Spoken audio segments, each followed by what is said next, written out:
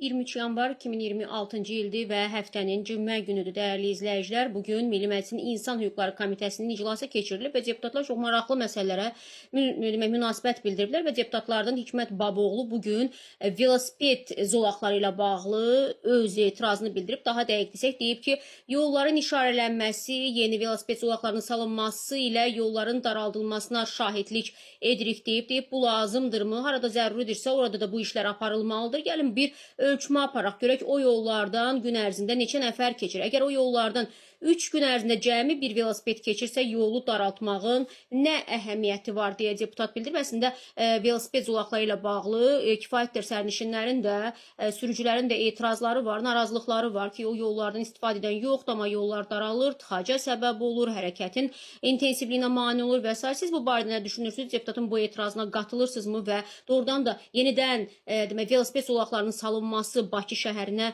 nə verə bilər? Bu barədə öz fikirlərinizi şərhlərdə yazın. Mən onlardan tanış olacağım, dəyərli izləyicilər.